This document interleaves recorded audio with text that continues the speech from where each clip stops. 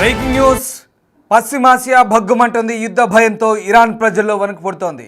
దీంతో ఇరానియన్లు చాలామంది వలసపోతున్నారు. యుద్ధ సైరన్లు, బాంబుల మోతతో ప్రజల్లో భయాందోళన కొనసాగుతోంది. దీంతో టెహ్రాన్ను లక్షలాది మంది ప్రజలు వీడుతున్న పరిస్థితి కనబడుతుంది.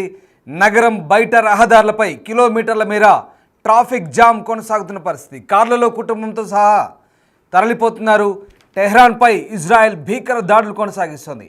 ఇంధన సరఫరా క్షేత్రంతో పాటు కీలక స్థావరాలపై దాడులు చేస్తుంది. అలాగే సాధారణ పౌరులు టెహ్రాన్ విడాలంటూ ఇజ్రాయెల్ హెచ్చరికలు జారీ చేస్తుంది. దీంతో రాబోయే రోజుల్లో మరిన్ని దాడులు చేస్తామంటూ కూడా కీలక ప్రకటన చేసింది ఇజ్రాయెల్. ఈ హెచ్చరికల నేపథ్యంలో ఒక్కసారిగా ఇరాన్ రాజధాని టెహ్రాన్ను వేలాది మంది ప్రజలు వీడుతున్నారు.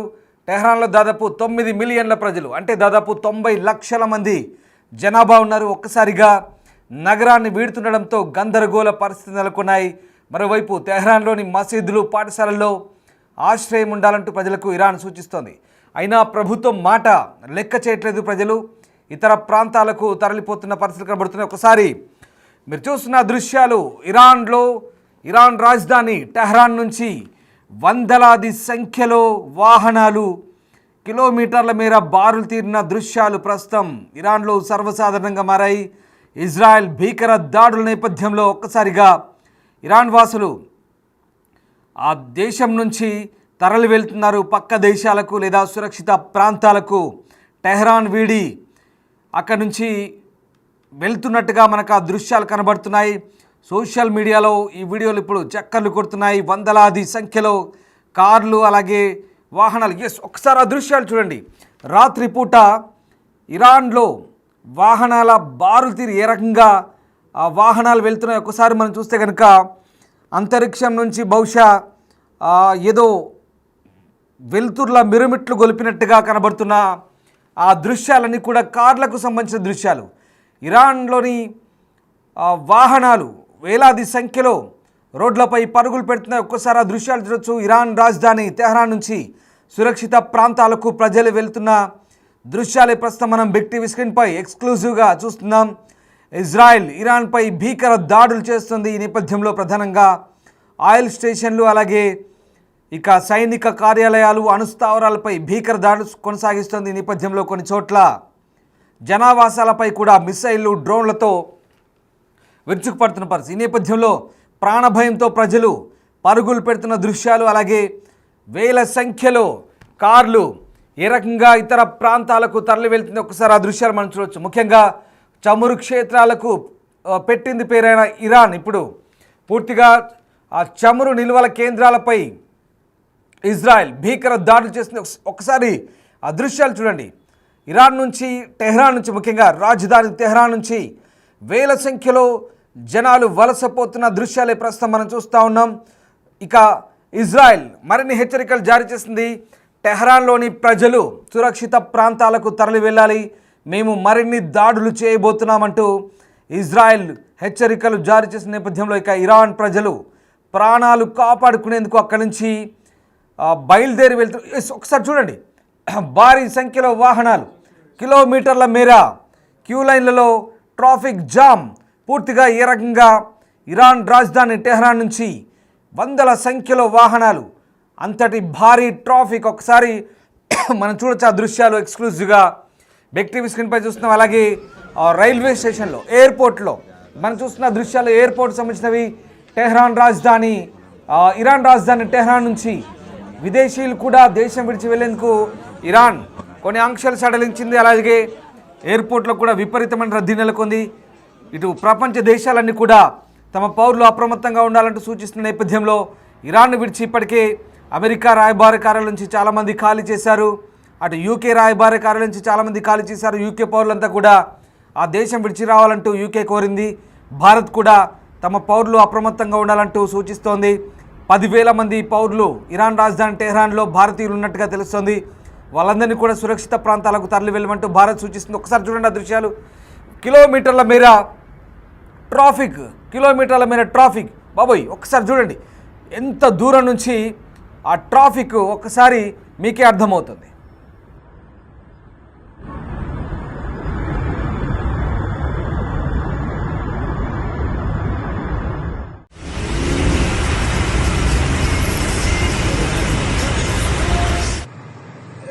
خروجی تهرانه، یعنی اتوبان تهران به سمت ساوه. مردم دارن فرار میکنن. یه مشت حکام بیشعوری.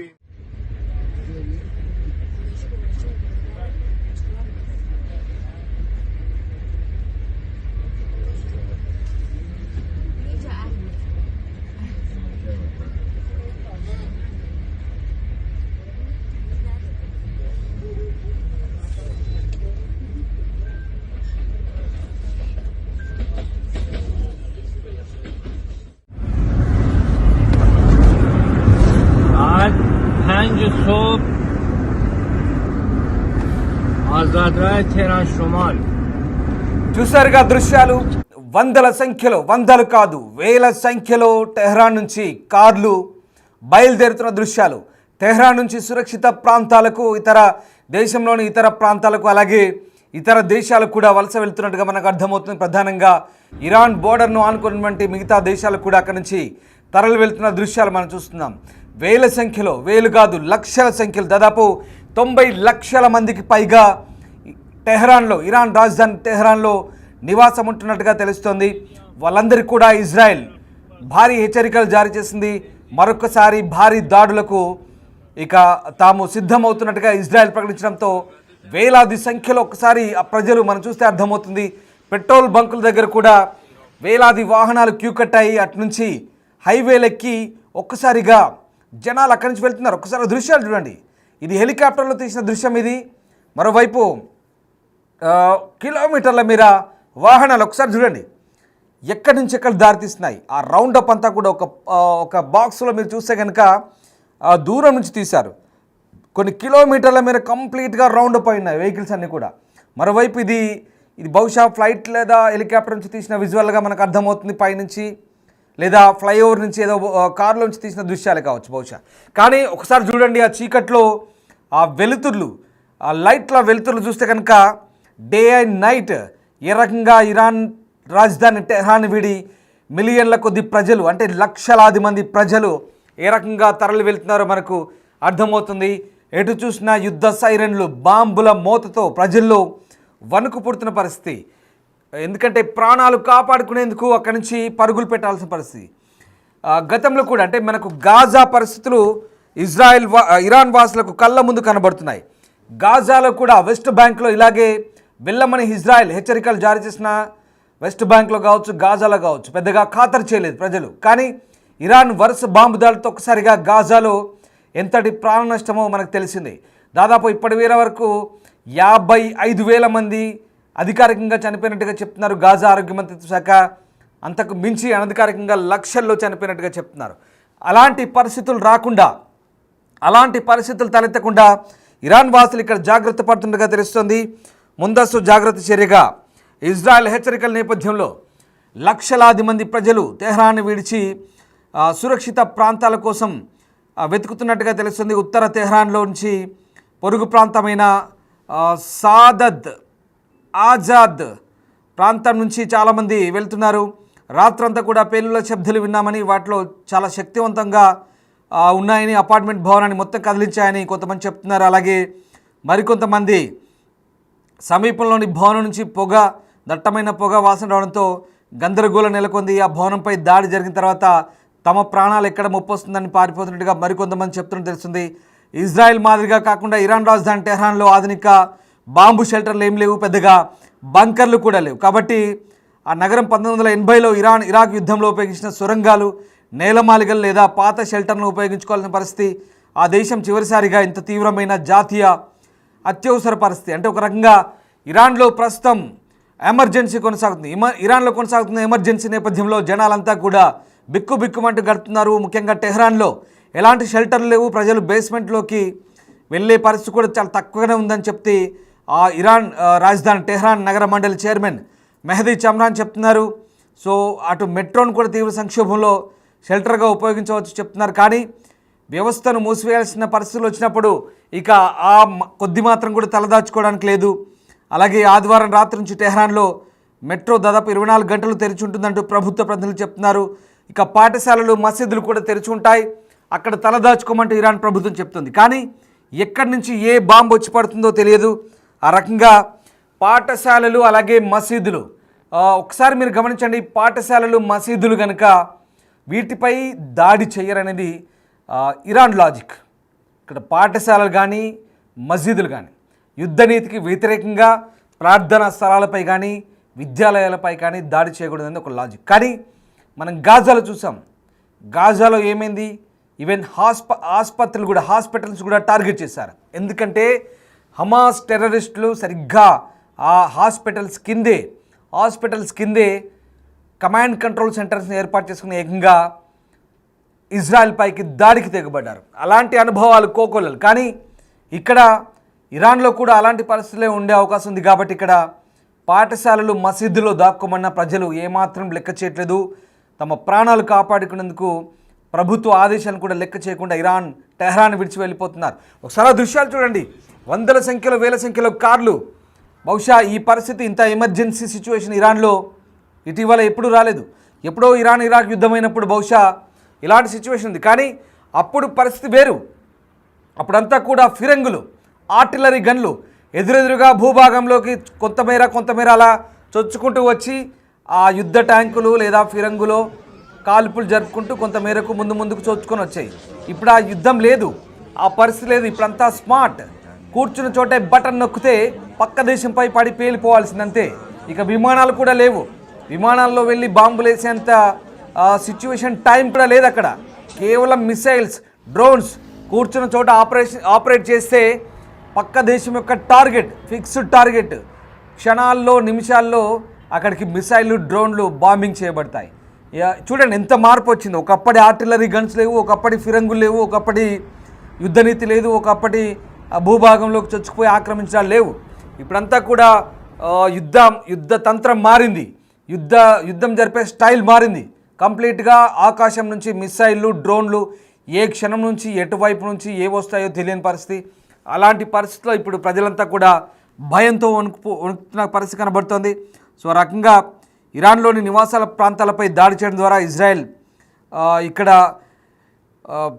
అంటే ఉల్లంఘించింది కొన్ని నిబంధనలు అంటూ టెహ్రాన్ నుంచి విమర్శలు వస్తున్నప్పటికి కూడా ఇజ్రాయెల్ పెద్దగా వాటిని పట్టించుకోవడం లేదు.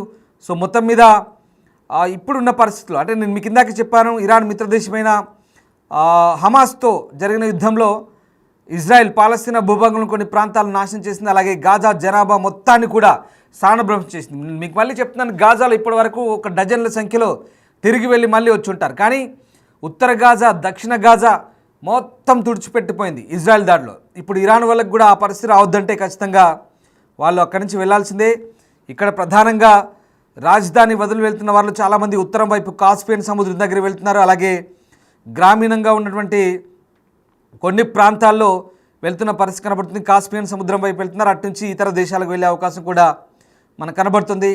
టెహ్రాన్ నుంచి అయితే మొత్తం మీద ఉన్నత వర్గాలు కావచ్చు, మధ్యతరగతి వర్గాలు కావచ్చు, కంప్లీట్గా కంచి ఖాళీ చేస్తున్న పరిస్థితి కనబడుతుంది. అలాగే దక్షిణ మధ్య ఇరాన్లోని షిరాజ్ నగరంలో గ్యాస్ కోసం పొడవైన క్యూలు ఏర్పడుతున్నాయి. ఎందుకంటే అక్కడ గ్యాస్ స్టేషన్లో కంప్లీట్గా పెట్రోల్ ఫుల్ ట్యాంక్ చేయించుకుంటున్నారు, నింపుకొని వెళ్ళిపోతున్నారు. అలా రాత్రులు డే టైంలు కంప్లీట్గా షాప్స్ మూసేశారు, ఇల్లు తాళాలు వేశారు పూర్తిగా. అక్కడి నుంచి ప్రజలంతా కూడా వలస వెళ్తున్న పరిస్థితి కనబడుతుంది. ఒకవేళ యుద్ధం ఎన్ని రోజులు కొనసాగుతుందో చెప్పలేం, ఇంకా ఎవరెవరు ఆ యుద్ధంలో పాల్గొంటారో చెప్పలేం. యుద్ధం కనుక ముదిరితే పరిస్థితి అప్పుడు దారుణంగా ఉంటుంది. అప్పుడు కనీసం దేశం విడిచి పారిపోవడానికి కూడా పరిస్థితులు అనుకూలంగా ఉన్నాయి. కాబట్టి వెంటనే ఖాళీ చేస్తున్న పరిస్థితి కనబడుతుంది. సో ఇజ్రాయెల్ కూడా మరొకసారి హెచ్చరికలు జారీ చేసిన పరిస్థితుల్లో ఇజ్రాయెల్ తన ప్రాంతీయ శత్రువుపై ప్రాణాంతక దాడులు చేసిన తర్వాత ఇరాన్ ప్రజలను ఉద్దేశించి ఒక ప్రసంగం చేశారు నెతన్యాహు. ఇజ్రాయెల్ ప్రైమ్ మినిస్టర్ నిలబడి మీ గొంతులను వినిపించనివ్వండి అంటూ, అంటే అటు వాళ్ళ పౌరులను కోరుతున్నారు, ఇజ్రాయెల్ పౌరుని. అలాగే దుష్ట అణచివేత పాలన నుండి మీ విముక్తి కోసం నిలబడడం ద్వారా ఇరాన్ ప్రజలు దాని జెండా వారసత్వం చుట్టూ ఐక్యంగా ఉండాల్సిన సమయం ఆసన్నమైందంటూ నెతన్యాహు ఇరాన్ ప్రజలకు చెప్తున్న పరిస్థితి. అంటే ఒక రకంగా వాళ్ళ దేశ ప్రజలకు కూడా ఇక్కడ హెచ్చరికలు జారీ చేస్తున్నారు. మీరు వెంటనే ఖాళీ చేసి వెళ్ళిపోండి, పరిస్థితి అయితే చేదాటుతోంది, ఇది ఎటుకైనా దారి తీయొచ్చు అంటూ చెప్తున్న పరిస్థితి. వాస్తవానికి ఆపరేషన్ రైజింగ్ లైన్ పేరుతో ఇరాన్లోని అనేక స్థావరాలపై ఊహించని దాడులు చేస్తున్నారు.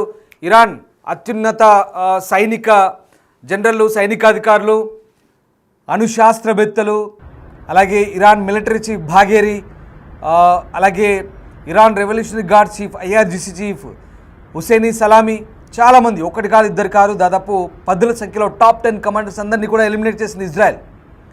అలాగే అణుశాస్త్రవేత్తల్ని ఎలిమినేట్ చేసింది. గ్యాస్ స్టేషన్లు, అణుశుద్ధి కర్మాగారాలు, ఒకటి కాదు రెండు కాదు, అసలు ఇరాన్ అంతా కూడా వణుకు పుడుతోంది. టెహ్రాన్ అంతా కూడా గజగజలాడిస్తోంది ఇజ్రాయెల్.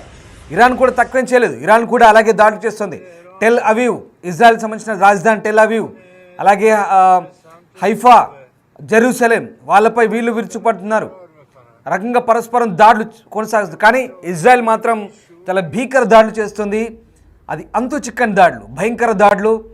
ఇజ్రాయెల్ చేసే దాడులకు ఇరాన్ దగ్గర ఎదుర్కొనే సామర్థ్యం కూడా తక్కువే. ఎందుకంటే ఇజ్రాయెల్తో పోలిస్తే చాలా తక్కువ సామర్థ్యం ఉంది.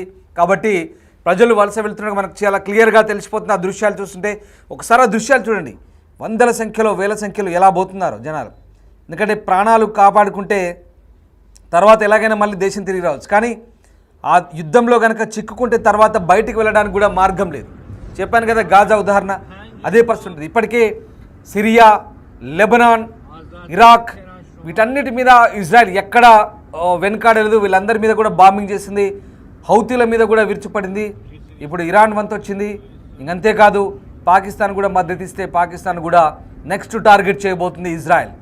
ఎందుకంటే ఇరాన్ సరిహద్దును పాకిస్తాన్ పంచుకుంటుంది కాబట్టి పాకిస్తాన్ ఏమైనా హుషారు లెక్కలు చేస్తే ఖచ్చితంగా పాకిస్తాన్ కూడా టార్గెట్ చేస్తామంటే ఇజ్రాయెల్ పరోక్షంగా హెచ్చరికలు జారీ చేస్తుంది. ఇక్కడ పాకిస్తాన్ చెందిన నేతలు అవసరమైతే మా అణుబాంబుల్ని మీకు మద్దతుగా వేస్తామంటూ చెప్పినట్టుగా ఇరాన్ లీడర్ సైనిక జనరల్ చెప్తున్నారు. కానీ పాకిస్తాన్ అబ్బాయి అలాంటిది ఏం లేదు, మేమేం చేయము అంటూ మళ్ళీ డబల్ మాటలు మాట్లాడుతున్నారు. ఇక్కడ ద్వంద్వ వైఖరి. పాకిస్తాన్ దొంగ బుద్ధి ఎప్పటికైనా అందరికీ తెలిసింది. అంతర్జాతీయ వేదికల మీద ఒక్క మాట కట్టుబడి ఉన్నాడు. పాకిస్తాన్ రక్షణ మంత్రి కూడా తొలుత పార్లమెంట్లో మేము అవసరమైతే సహాయం చేస్తామన్నారు. ఇస్లామిక్ బ్రదర్హుడ్ పేరుతో మేమంతా ఒకటే, మేము సహాయం చేస్తామన్నారు. తర్వాత కాదు అలాంటిది ఏం లేదంటున్నారు. అంటే ఇక్కడ భారత్ ఇజ్రాయెల్ మిత్ర దేశాలు కాబట్టి అవసరమైతే పాకిస్తాన్ కూడా టార్గెట్ చేయడానికి ఇజ్రాయెల్ వెనుకాడదు. సో ఆ రకంగా ప్రస్తుతం ఉన్న పరిస్థితుల నేపథ్యంలో ఇరానీయులు చాలామంది అక్కడి నుంచి వలస వెళ్తున్నారు. సో ప్రాణాలు కాపాడుకునేందుకు, ప్రాణాలు దక్కించుకునేందుకు ప్రస్తుతం అయితే చూడండి ఒకసారి ఆ దృశ్యాలు. వేల సంఖ్యలో వెళ్తున్నారు కాబట్టి యుద్ధం ఎన్ని రోజులు సాగుతుందో, ఎప్పటిదాకా సాగుతుందో చెప్పని పరిస్థితి. ఈ నేపథ్యంలో మరి ఇరాన్ వాసులు చాలామంది వలస వెళ్తున్న దృశ్యాలు మనం చూస్తూ ఉన్నాం. దీనికి ఇజ్రాయెల్ హెచ్చరికలు కూడా తోడయ్యాయి. సో ఎస్, దాని పర్యవసానమే ఈ దృశ్యాలు.